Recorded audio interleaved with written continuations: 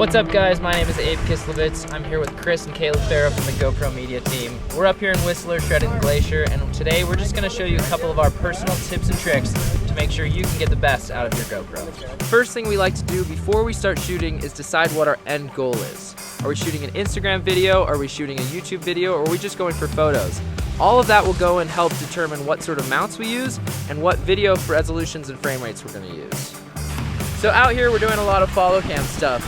I have the camera on the end of my ski pole using the Handlebar Seatpost pole mount, and we're using 1080-60 wide to film our shots.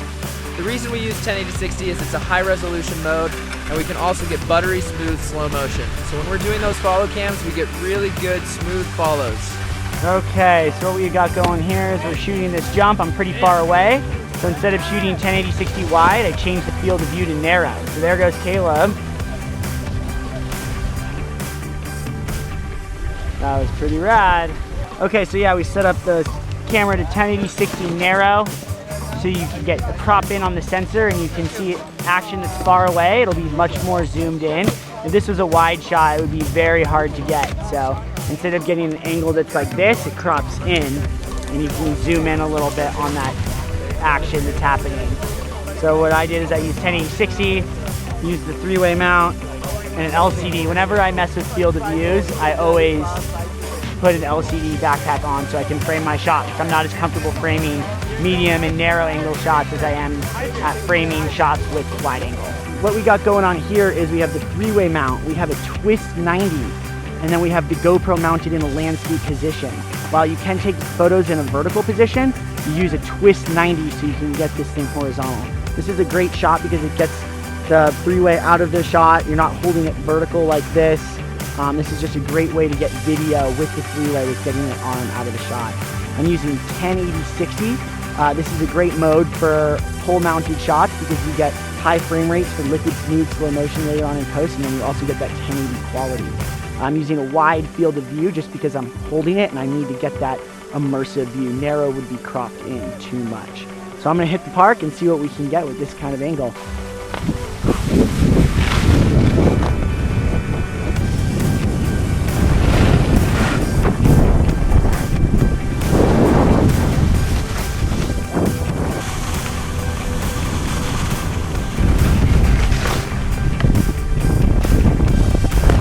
All right, for this next shot, we want to utilize the modes in the camera that'll capture high action the best.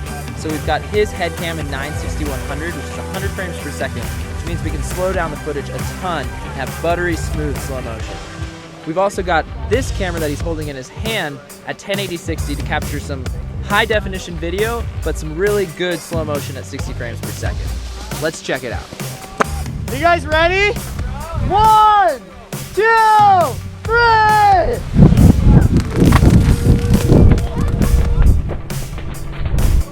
And last of all, and very importantly, the most important thing, if there's only one takeaway from the last 3 videos you've just watched with us, is keep your lens as clean as possible. A dirty lens will ruin an otherwise incredible shot. So just check your lens, make sure you wipe off any water drops, dust, dirt, spots, or smudges. And that video footage will be as crisp as you want it to. Oh, wow.